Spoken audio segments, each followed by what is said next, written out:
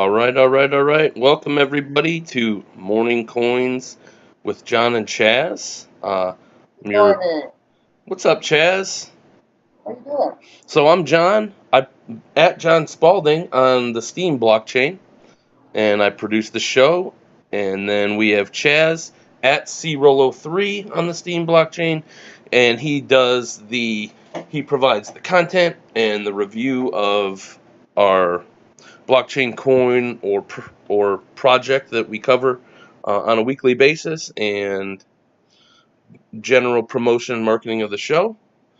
And today, you guys were listening to Happy Rock on bensounds.com. Today we're doing the review network. Yes. This is interesting when we get into it, but when I was a kid and you wanted to find out about a product and you wanted to find out if it was any good, you went and found one of your friends that had one Mm-hmm. and you talked to them. Now, we can get online and read reviews everywhere. And what's happening is these reviews are being faked. People are not reliable in the reviews. They're not qualified to do the reviews. And Review Network is going to try and to mitigate that and make things better. Okay. I like But that. before we do that, we have to have a disclaimer. We sure do. And that means cryptocurrencies, futures, stocks, and options trading involves substantial risk of loss and are not suitable for every investor. The valuation of cryptocurrencies, futures, stocks, and options may fluctuate, and as a result, clients may lose more than their original investment. All investments discussed on this show are for informational purposes only and are not recommendations to buy or sell. Perfect. And for those of you out there that are watching live, I apologize for that miscue with the slides. But keep your comments coming in. If you are watching live, when you see us come over here, then you can go into that, dial that number up there, 646-558-8656, or just online, go to zoom.us, and you'll be there. And then you type in that room ID, 468-186-430, to join live. Cool, so thanks for that. Just so you know, Chaz, I made the title of the episode online review, or like online reviews on the blockchain and insight schizophrenia. Good. It's amazing. This for me has been a big journey, putting these slides together and studying these blockchain companies and the cryptocurrencies. So it's been really good because I like discovery. Cool. And, that keeps my life interesting. And I think that's what we're doing, right? I mean, I called it in the language today, and just so you guys know, these slides, you can follow along with the slides if you either look in the DLive description and copy the link, or if you're actually on the Steemit blog, you can go and hit the link and it'll go directly. So you can have the slides open in another window, and you can listen or watch, whichever your preference is. But that's the point, right? Is, like you said, discover these things, because they're all new. And so let's just talk about the projects, and if you guys know, we want our audience to know more than us and to bring us insight. So you can either dial in or you can see the chat room here with the red lines. You can bring that in, and I'll read those in live. Yeah, and we're standing around the water cooler here sharing information. Yep, so that's exactly right. I wanted to explain some of the links today, John. Yep, we're all set. Of course, Review Network link is self-explanatory, and the white paper. We did do a little bit of analysis on Bitcoin, and we looked at linear regression in that section. So I just put a link there for that. Okay. Ripple price analysis. This is just a piece of information for people to look at. But I did run across, and it never fails to amaze me that experts, when they're not experts, have to say something, even if they don't even know what they're talking about. Jamie Dimon from JP Morgan is one of those guys that just can't keep his mouth shut. And he says so many idiotic things.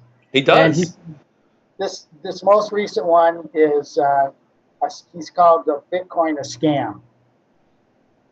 And so what I did was I've known about his company's past practices. Yep. I found a post that promotes a book on J.P. Morgan, America's Most Corrupt Bank.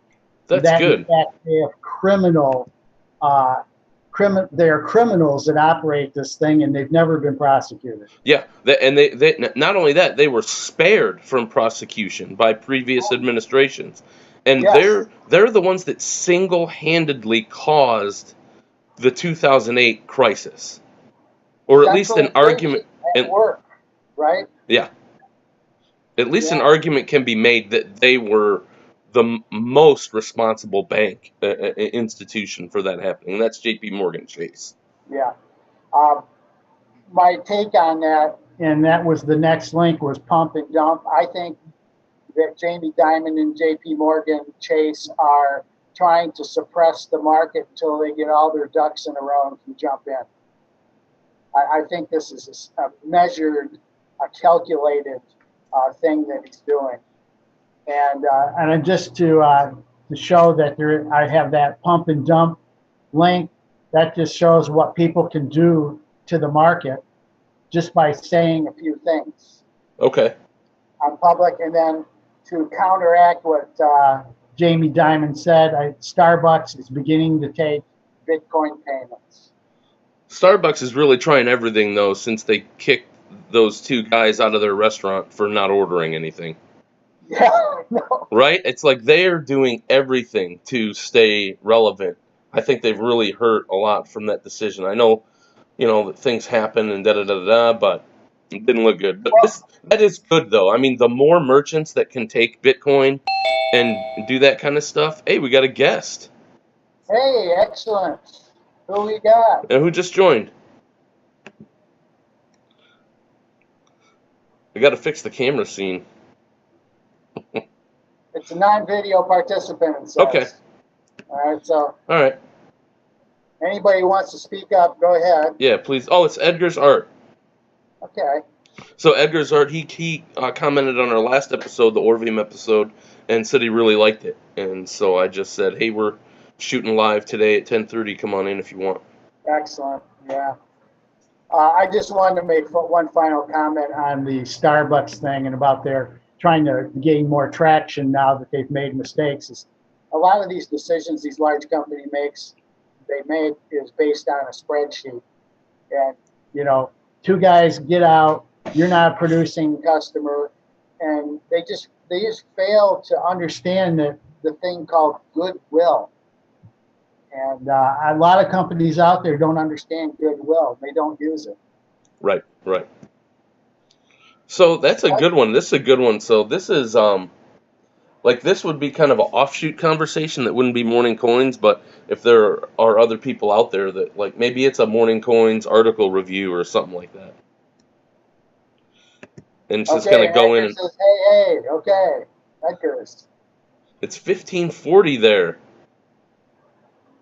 That's 7 hours ahead. I think. No, 15:40.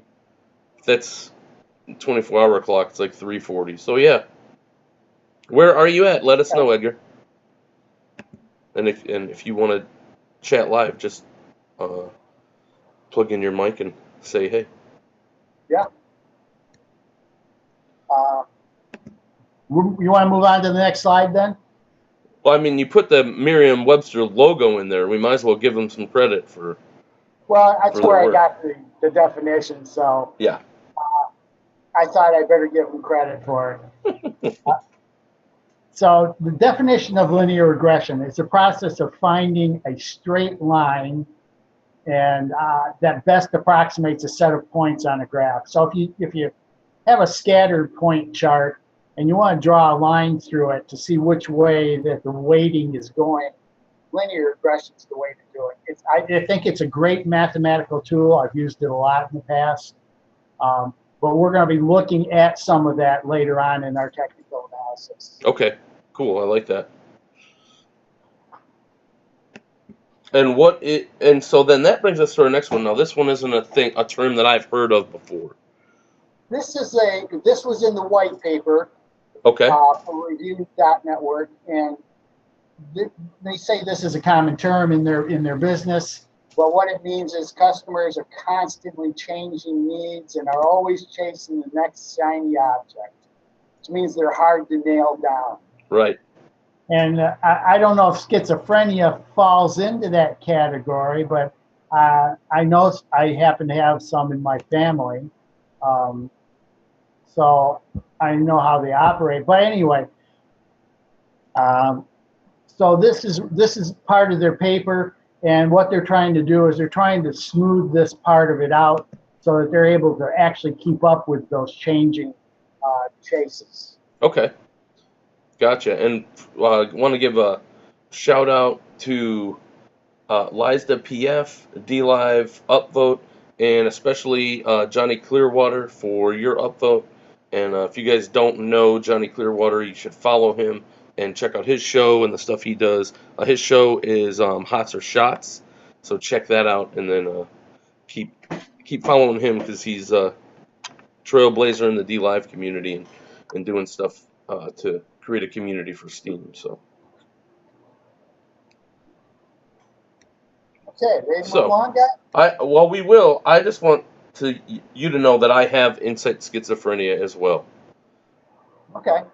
So you're chasing shiny objects? Yeah. The next big thing and stuff like that. So. Okay.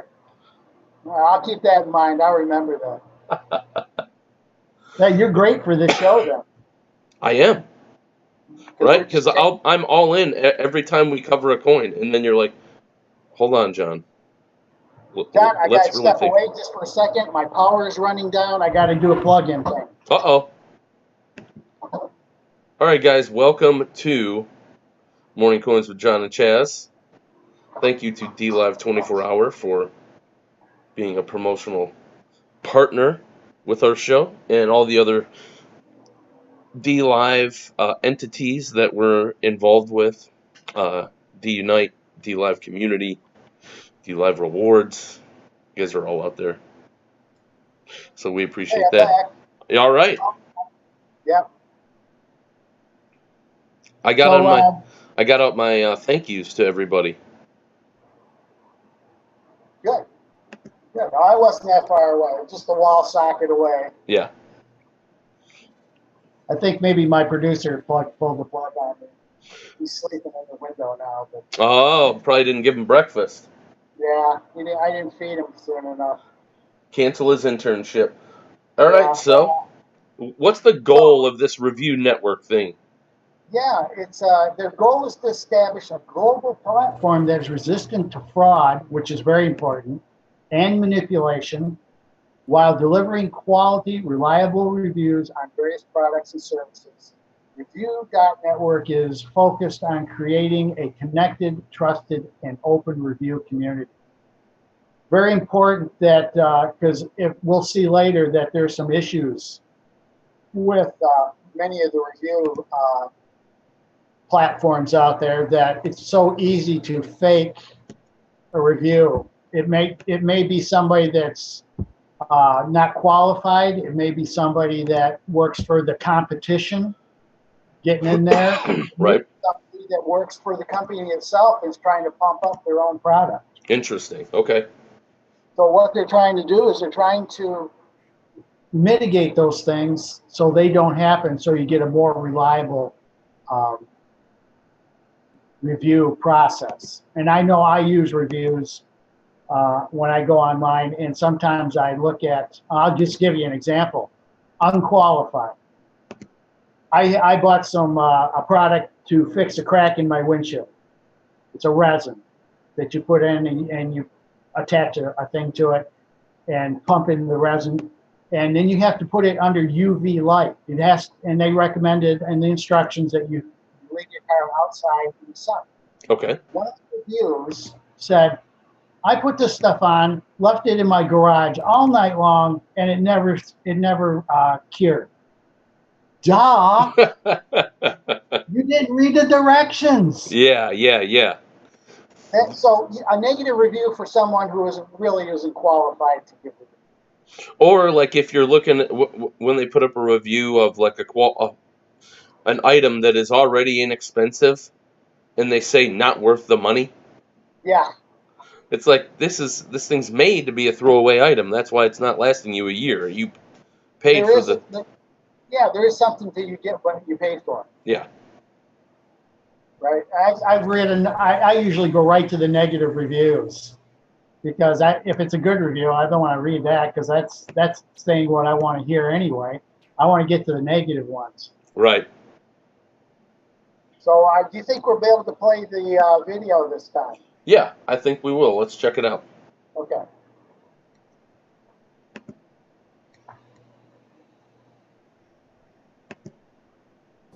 Across the globe, people trust online reviews as much as a friend's recommendation. But traditional platforms are dependent on anonymous users to sign up and review, which is easily manipulated and unreliable, with no incentives for reviewers who take the time and effort to publish a high-quality review over those who don't. How do you know which reviews are legitimate? How do you know whom to trust?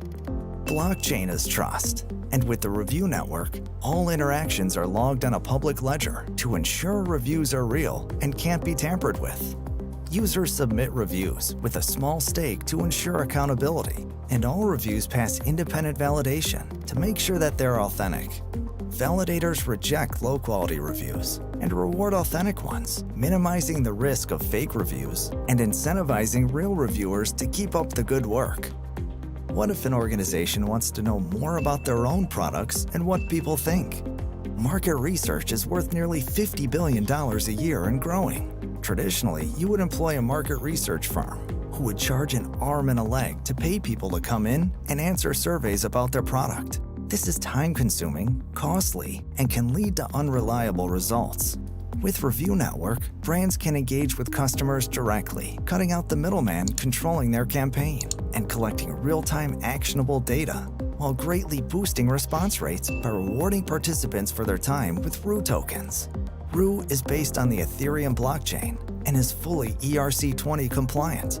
Total supply is capped at 5 billion tokens, and ICO tokens will be priced at 1 euro cent with an estimated ICO value of 22,500,000 euros.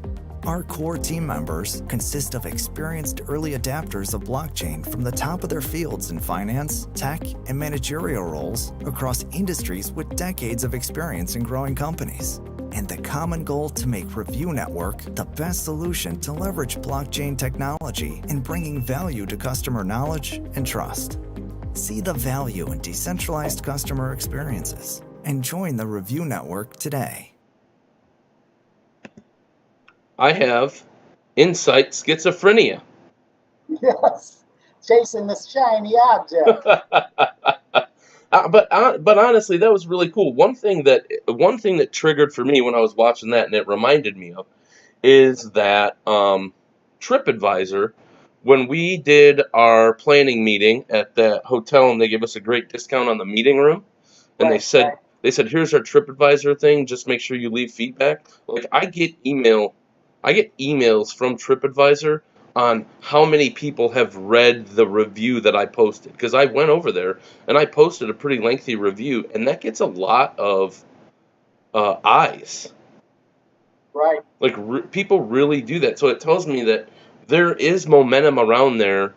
If you'll have people taking it seriously if there's a chance that they can earn to write reviews, right?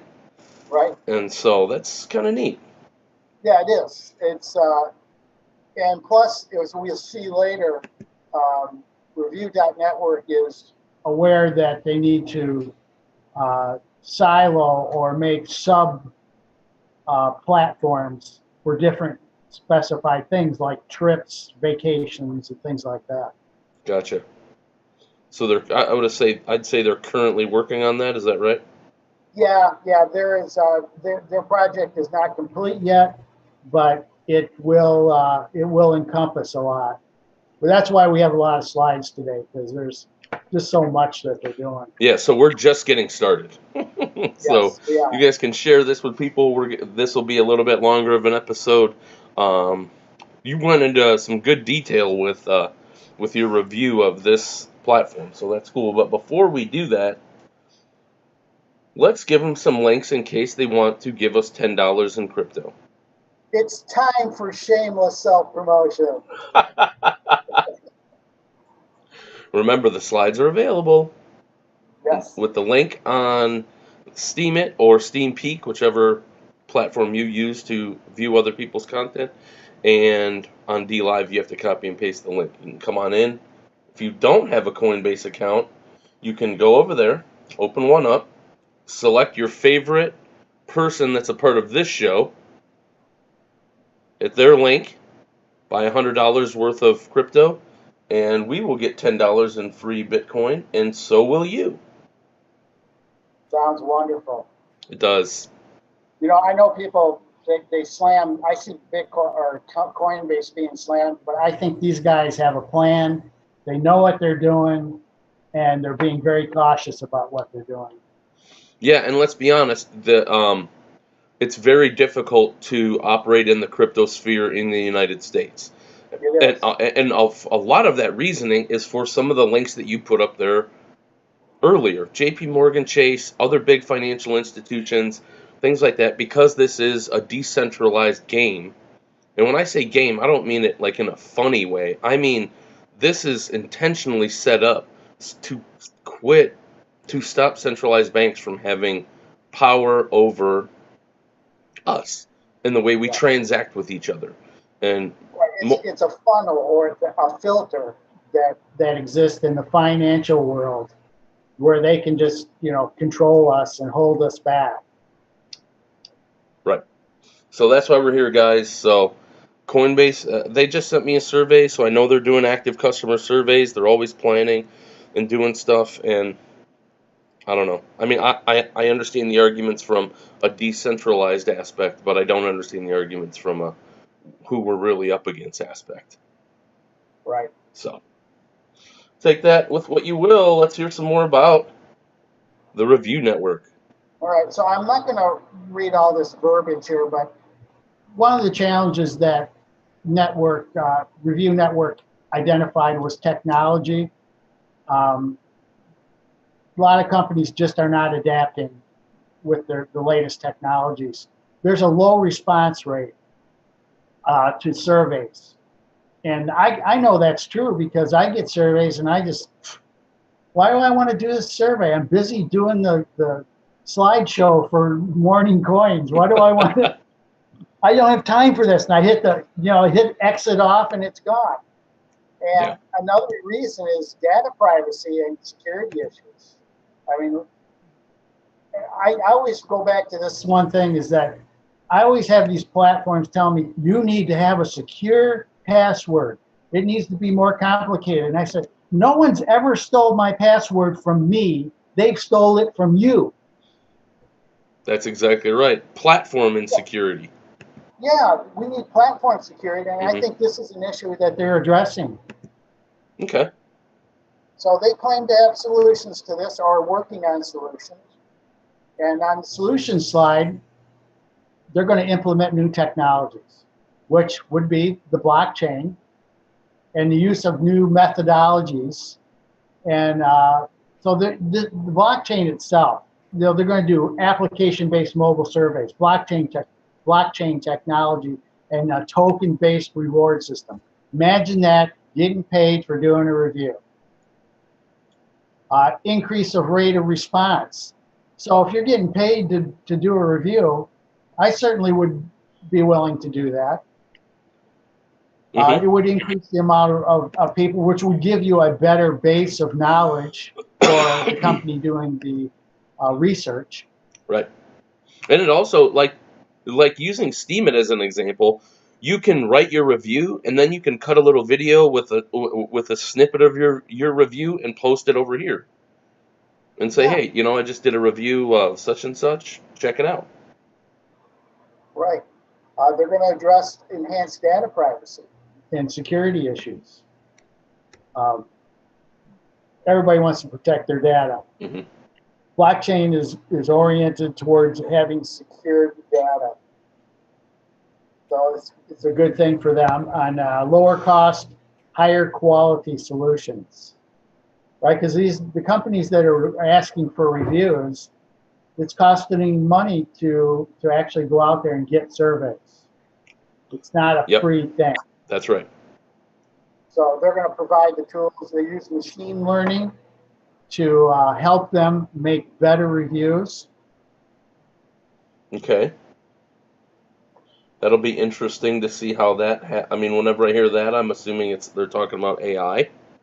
Yeah. You know what? I think some people try to get away from AI, that term AI, because it scares some people. So they're calling it machine learning now. Right, I know, right? But Yeah. they're just reframing it. But yeah, that's cool. I mean, I get that. I guess I get nervous when I see all these applications and all these, tokens that are coming out to handle all these specified problems. And so my thinking is, so then it runs on the Ethereum blockchain, so it's probably going to be most adapted to other platforms on the Ethereum network. Right. And so that's a very solid network. Mm-hmm. Right. So that's good. Right. But so then that's what'll be interesting to see on the Steam side, how their rollout of oracles and smart media tokens, because that to me seems like something that this blockchain would also be able to do and leverage. Yes. So that's what'll be interesting to me, is that second layer apps upon blockchain things will play out. Yes. Well, and of course, they have their own token, the REW, the Review Network token, Mm-hmm. that will be used in their platform. Okay. And we're looking at the pricing model slide right now? Okay, sample pricing. And if just quickly, down at the bottom, you can see the network token is REW. It is a 0.01 of a euro. Okay. So that's the value that it's been placed on the token. And this is a sample pricing model that they would use to pay. So just on the top line, Germany, number of questions. One question would be for 14 REW. Oh, I see. Right. So, and then the next 2 to 10 questions would be 140. So this is a sample payment method for them, for the demographics and users, the lengths of surveys. Got it. So the users, of course, are going to be the companies that want to have the information. Okay. The reviewers or the validators are the people that are going to be looking and going to be filling out the reviews, which will come on later. It's coming up in another slide. I got lots of slides. Okay. So we talked about fake reviews earlier, and this is an interesting and simple slide. 88% of people trust online reviews. But 1 in 5 of Yelp's reviews are fake. That's 20%. That's a lot. Yeah. That's, and is that verified? Like that's a for sure number? Yeah, that's a Okay. real number. Yeah. That's so interesting. Well, I think actually those are Yelp from Yelp. The numbers are from Yelp. So. wow. Okay. So what are they going to do? They're going to develop a fake review detection algorithm. And it's going to be based on 3 new features. Review density. I didn't go into these definitions because there was so much information, but review density, semantic and emotion, and gives the model an algorithm to construct each feature. So what they're going to do is they're going to develop an algorithm that is going to examine the reviews to see if they are in fact reliable. I don't believe there's any 100% way to do that. Sure. But I'm sure there'll be a grading system on these, so they can grade the review and say, hey, look, this is like only 10% reliable. This one's 70% reliable. And I wonder if they'll have previous review in there, or how they will tackle plagiarism or, review stealing. Yes, that's going to be part of their algorithm. Yeah. And before we, let's face it, YouTube already does that. They can pick out copyrighted materials fairly easy. oh yeah, yep. Right. And so they should be able to develop an algorithm easily that does a text match and matches files together. YouTube's algorithm is a blanket one though, and sometimes they get it wrong. But then what happens is you have to dispute that with the claimant. Right. Right. And there are ways around it too. Yeah. Well, there are, I had a couple run-ins last year when I was broadcasting older like B type movies that I knew were in the public domain. Right. And I did extensive research, and I would say I only lost 5 broadcasts, but I had like 13 at the time that I had to challenge. And you had to go and you have to write each of them individually. And there's a couple that they believe they have the rights, and they won't reply, and they'll just refuse to even engage. There are, again, in public domain, there are ways to get around having something that goes off copyright. All you have to do is tweak one part of it, change it, and then all of a sudden it becomes copyright. For example, you're watching an old movie that's out of public domain, and they change the music on the entire. They just redo the music. All of a sudden now it's not public domain anymore because the music is copyrighted. So if you could strip off the music, you could use the movie. Right. Gotcha. Yeah, that's true too. That was some of the problems was, because the music was copywritten, that didn't apply to the protection or that the film was released for public domain. That doesn't mean there's anything releasing the music from that. Yeah, that was actually one of the ones I lost. That's a good point, because that was one of the ones I lost. There was a symphony orchestra song that was in there for part of the movie, and they were the ones that were like, no, you can't make that public. Recently a lot of movies have changed their soundtracks through competitions or something. I know that Dracula, the original with Bela Lugosi, I have a copy of that does not have the original music. It has a new composition added to it, and so that would make that a copyrighted protected movie. Yep. If it was a copyright protected song. Right. All right. Well, enough about that. We talking about these review filters? Yeah, review filters.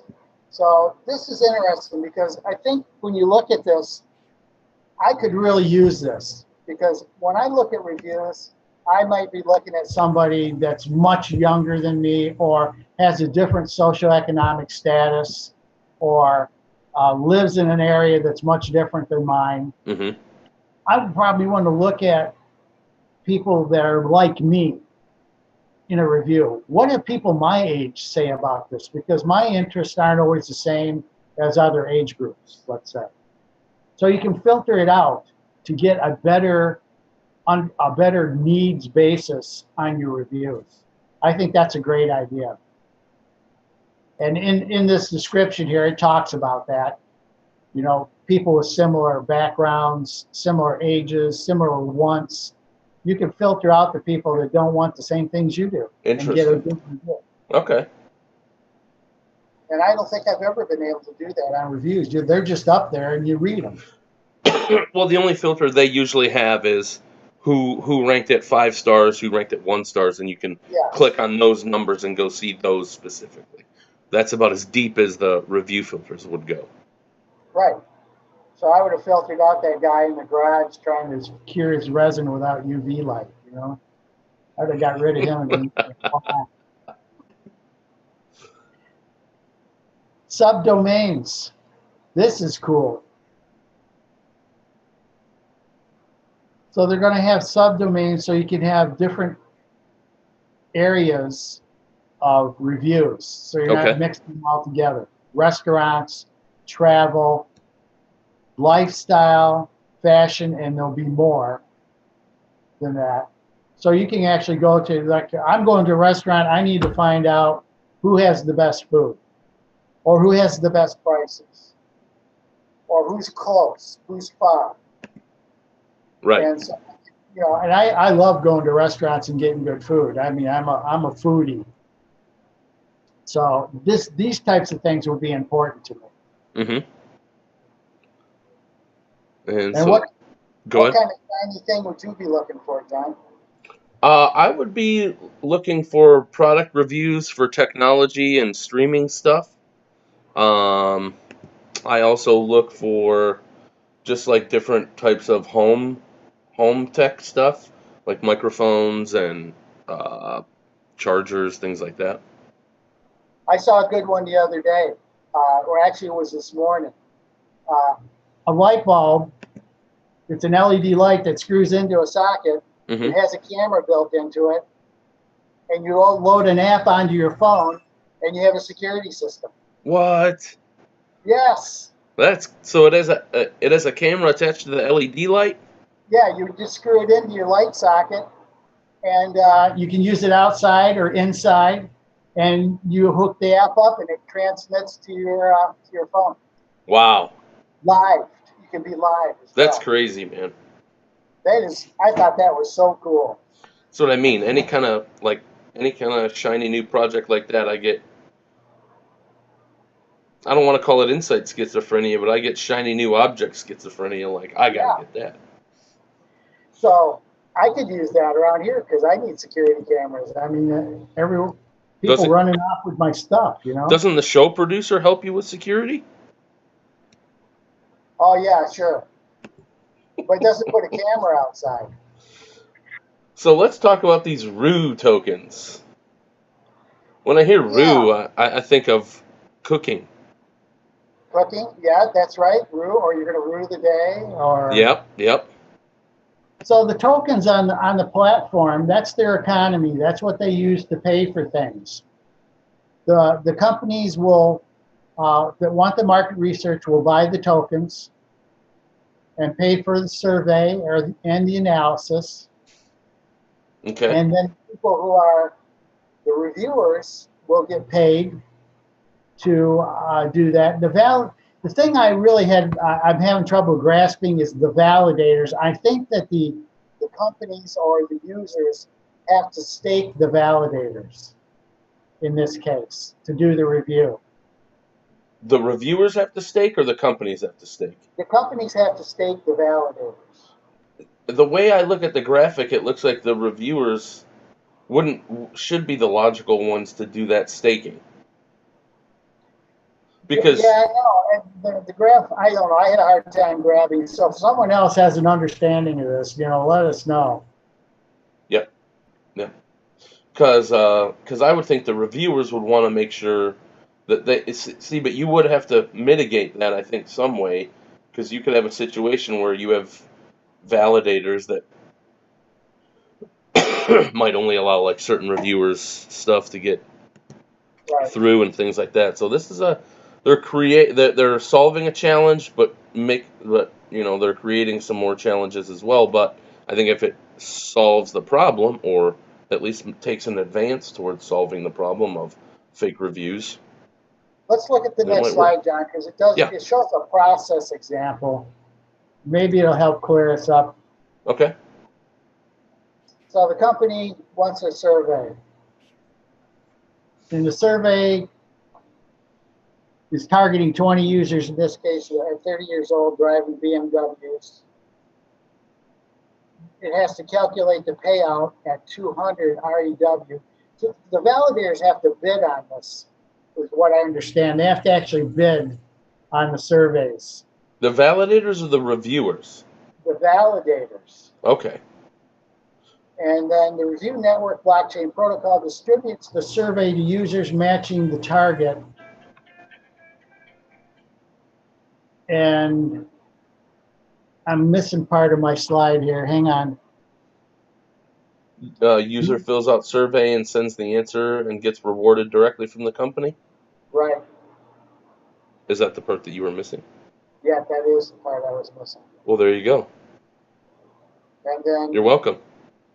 thank you, John. And it wasn't even shiny. You went for it.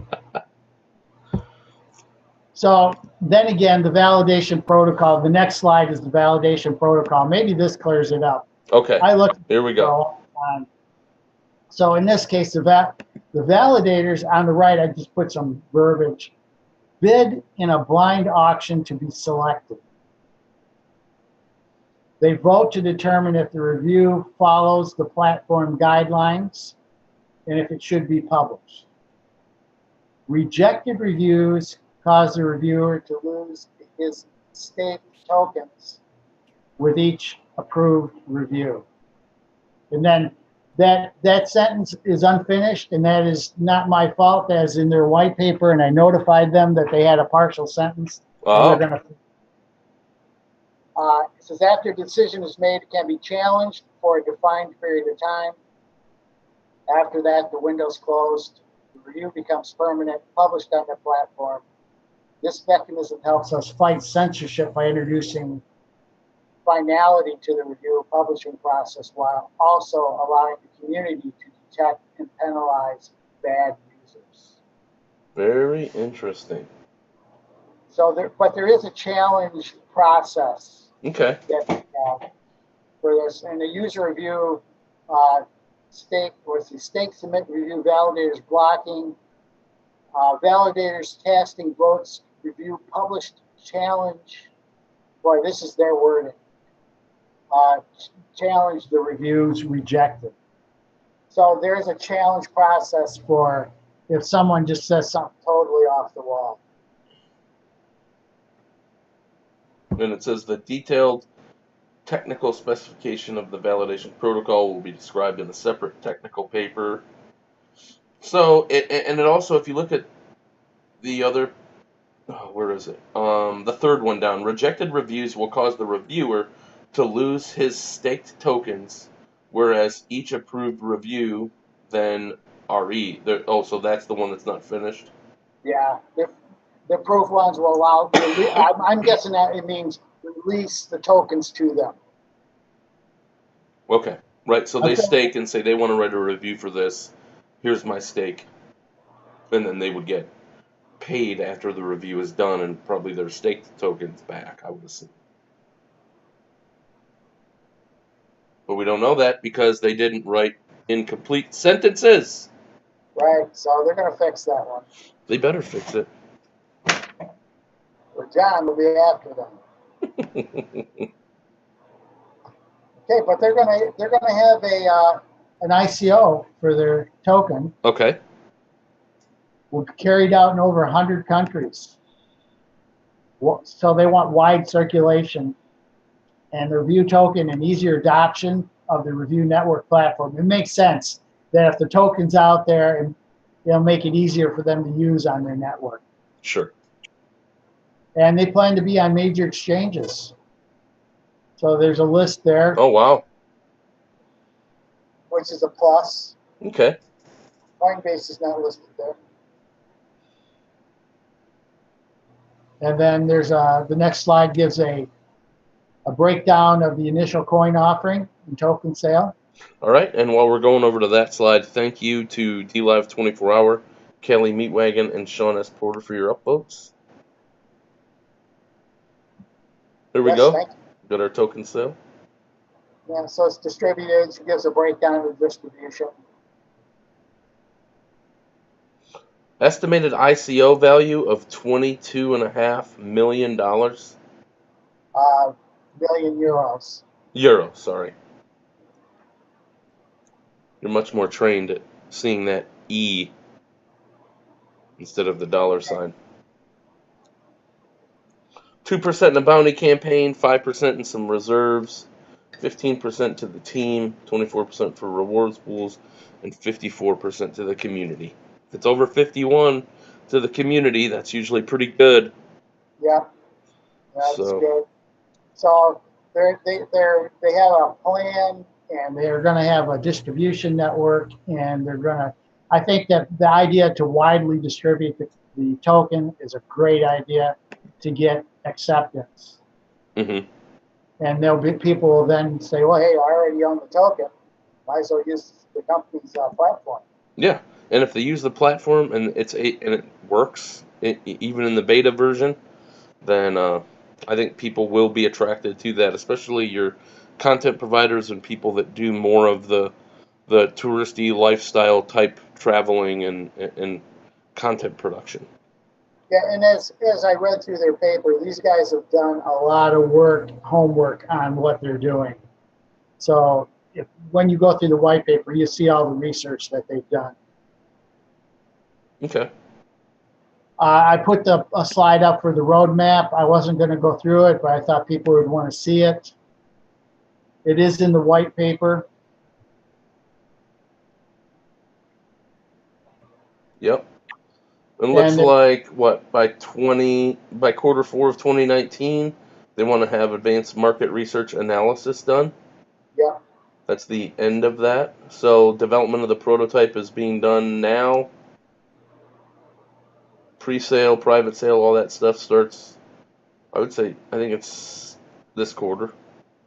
Yes, I think that's correct. All right. Phase 1 will be complete, and they'll go towards market research. Yeah, then they'll start operating their system. So you can see that they're taking their time, they're working through the steps, which I think is important. Yeah. Yep. And they have a pretty good size team of people that they're using. I see the LinkedIn dot next to a lot of them. I did check a few of those, and they do exist on LinkedIn. You can do, if you go to the white paper online, you can just click on that dot, and it will open up their LinkedIn page. Okay. Are they actively posting? Some, I would say they're not on top of it much. They're probably pretty busy. Yeah. They do have a what am I trying to think of here? A Telegram, active Telegram account.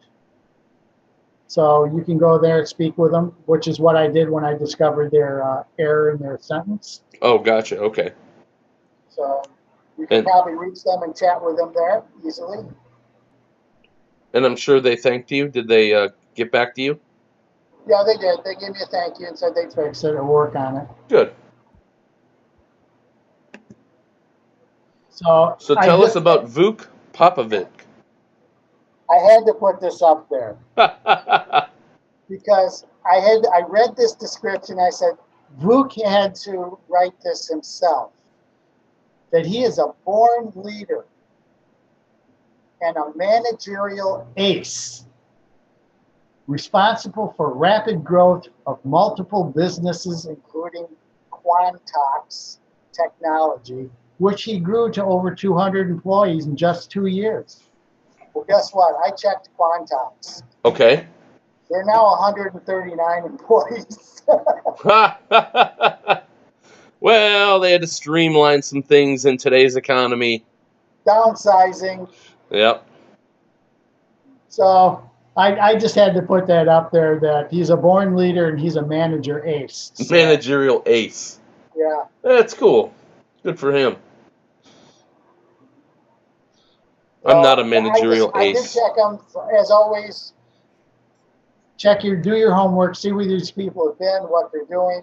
Vuk has a substantial background in business, so he should do well at what he's doing. And if you look at the white paper closely, they've done a lot of work. Okay. Gotcha. All right. Well, guys, that was the Review Network. Good job, Chaz. That was cool. It's I like their flowcharts, and I really do like that initial setup as a platform. And I'll just go back to what I said earlier about the smart media tokens and stuff like that. It'll be interesting to see who's able to claim that space of making sure that customer and product reviews are more professionally vetted in this space. Yes, that's correct. Yeah, that's what we need. We need good, solid, trustable reviews. Yep. So we So did. the CPI 30 index. I was gonna say let's do some technical analysis.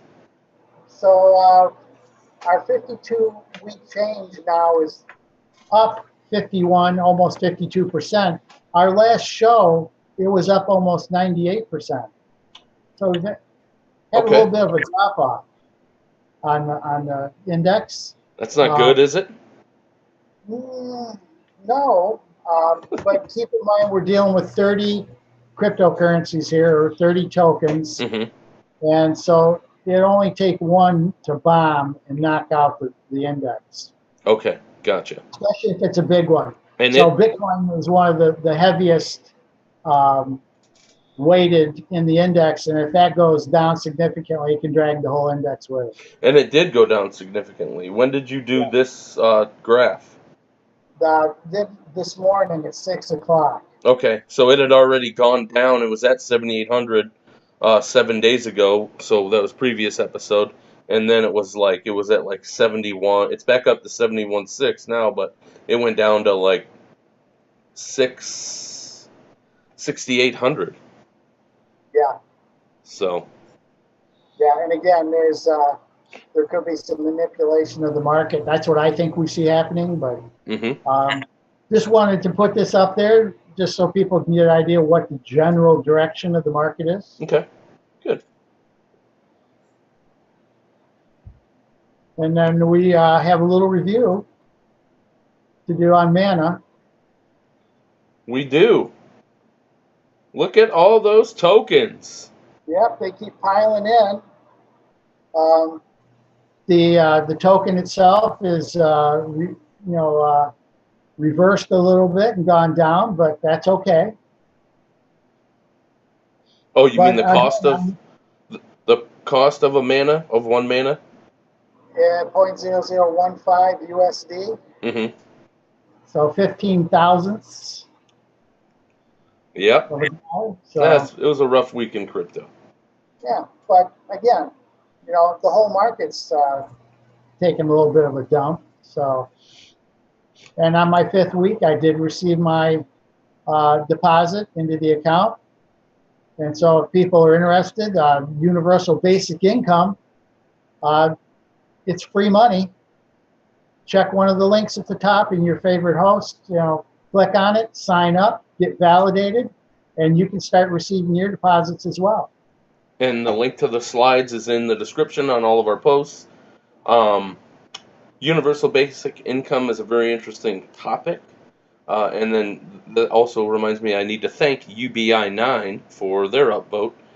Steam Basic Income is also another project where they're trying to get that type of basic income thing tackled as an issue or as a point of interest in how we operate in the crypto space. So if you guys are interested in Mannabase, check it out. We have a couple calls out to try to get some people from Mannabase to come on and do a live follow-up with us. So we'll give you more information as that unfolds. So keep your fingers crossed. Hopefully we're able to get that coordinated soon.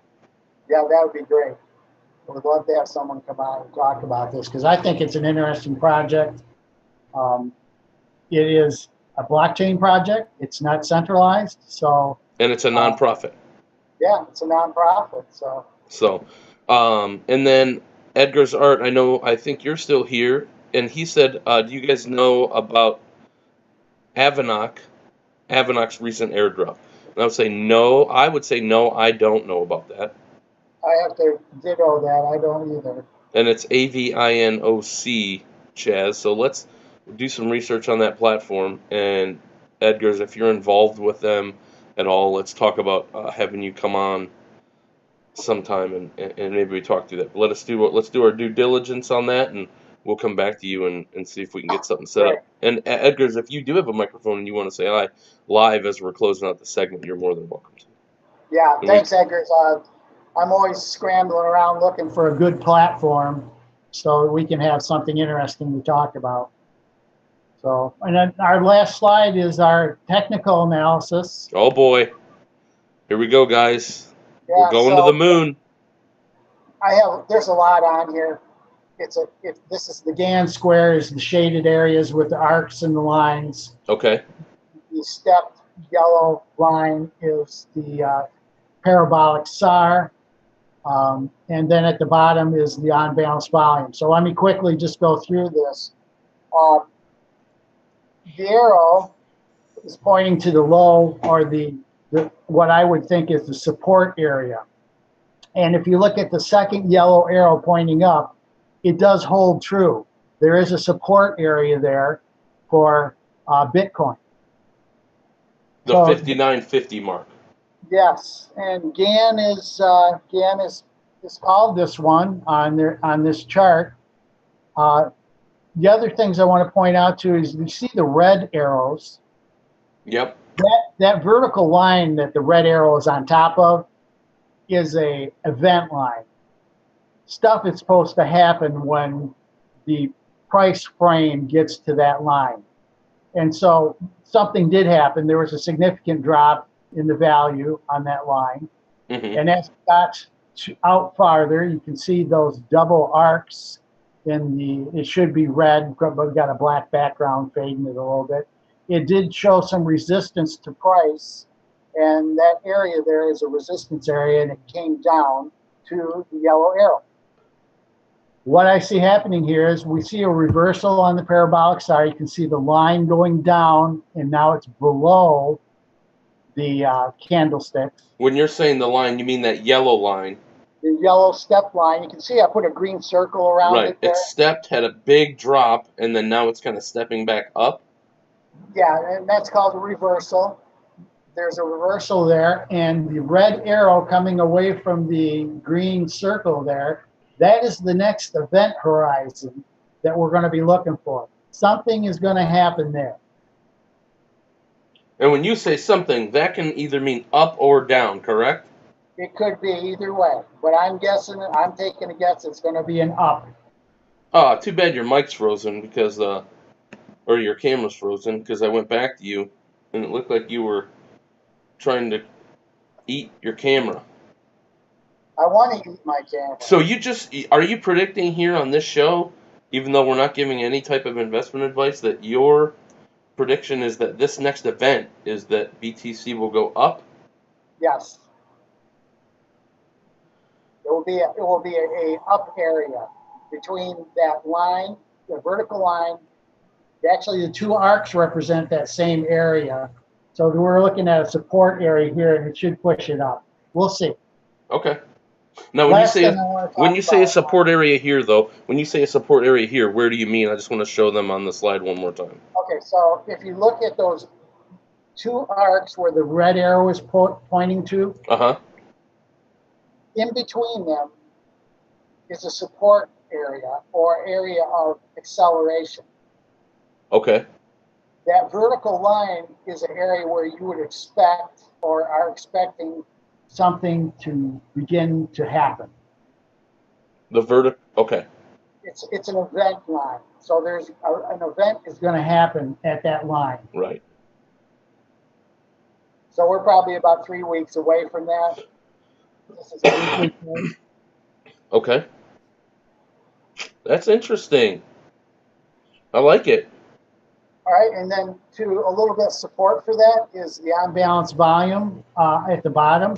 What I did was normally I have a solid line there. I changed it into dots so you can see the regression analysis we talked about earlier in the show. Right, so, with drawing the straight line between two plots. In the middle of those dots. And it does show an upward trend.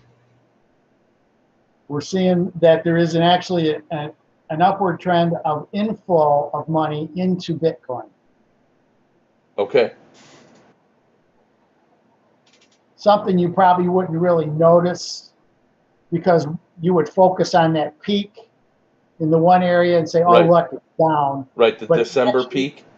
Yeah, there's actually an indication that there is an inflow and there is an upward trend. And is that... right, I got you, and I get that. And are you saying that because of that first dot and just how you draw it, connecting the other ones to show that trend? Well, the trend is actually they're weighting the. I don't want to go into the math here, but they're weighting the distances between the center line and the blue area and the red area, and they're saying, okay, weighting all these things, we're going to draw a line through the center of this pack of dots, of this distribution of dots, and try to find out which direction everything's actually headed. Okay, and so then when they're drawing that, does the platform draw that line automatically based on the information? So that'll tell you which way the line is sloped, or?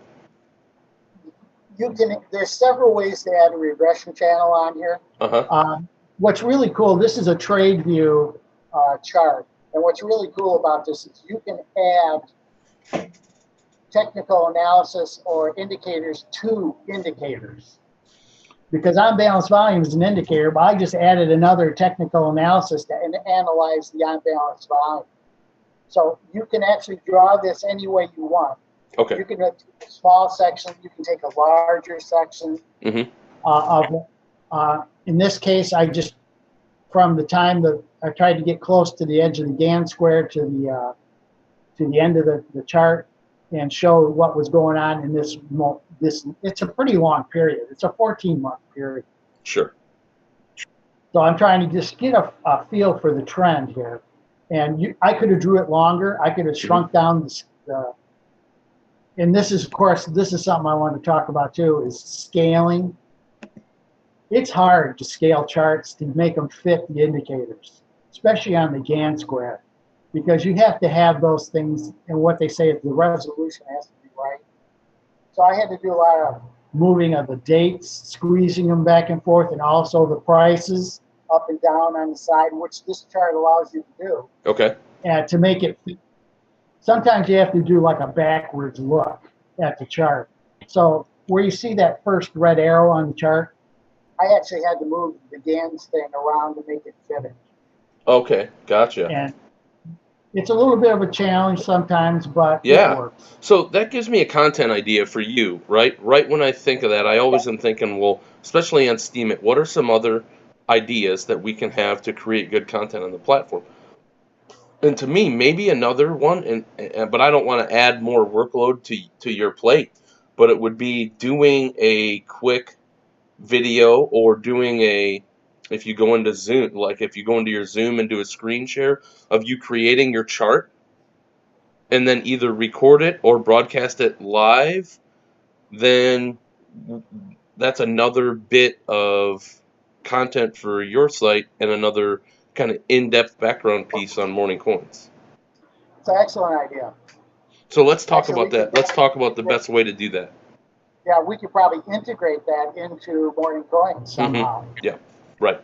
And then we can go after, and then eventually, right, we can go after the platform and say, hey, here's our show. Would you like to be a sponsor of the technical analysis portion? I agree. I like it. Okay. Well, your camera froze, so we're going to look at our BTC TA one more time and just say according to us, the outlook is good. But most of you already out there knew that. Yeah, and on top of, I think that the prices on cryptocurrencies are being artificially suppressed. I think there's a lot out there, right? But it's so hard to make that case. Yeah. And there's just so much FUD out there that's just being spread, and people we really don't know how people want to know how things are going to pan out in this universe, in this space. You don't know yet. Yeah. It's still way too early in the game. You're either in or you're out, and you're trying to learn as much as you can to make good decisions. Right. And you want to get educated, right? Mm-hmm. Read books, go online, find online classes. Try to gather as much information and knowledge as you can. Yep. So you can make an intelligent decision. Proof of brain. And another way to do that is go and check out old episodes, or just look at the descriptions for old episodes of Morning Coins with John and Chaz, and go to those links and check out some of those links and watch previous episodes.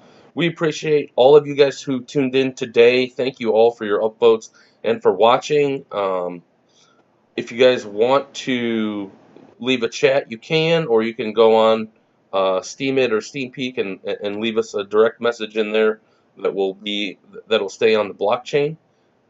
And then Edgar's Art, thank you for tuning in and listening live during our broadcast. And you are more than welcome to come on to tonight's episode. Well, I don't know what time it'll be over there. So when we do the steaming pile, it'll be way later for you. It'll almost be morning, I would assume, in Latvia. So thanks for tuning in. And anything else from you, Chaz? Nope, just looking forward to the next show and I'll try to cut down on the number of slides, but there's a lot here. No, yeah, absolutely not. I think that we can be, I think right now at this stage we can be flexible, and especially with DLive, like if you hit people when they're online. So the longer we stay on, the more eyeballs tend to see or have the ability to see and click on the link and tune in. So I would say if it's a coin, but sorry about that. I'm looking forward to Review Network coming online so I can get reviews from these guys. Yeah. I want to get reviews too. Only positive ones though. They should probably have a review for like coin shows. They should.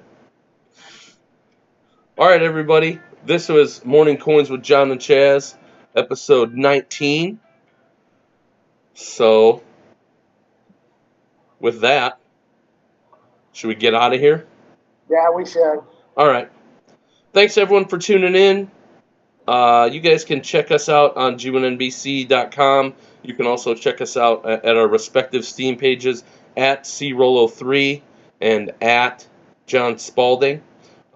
Check out Mannabase and some of the other links in there to our work, and we will see you for our 20th episode coming up next week. It's great. Don't lie. It is. No, wait I till the 26th. 26th episode is going to be awesome. It's going to be the bomb. Yeah. Who says that anymore? All right, guys, we're out of here. See ya. See ya.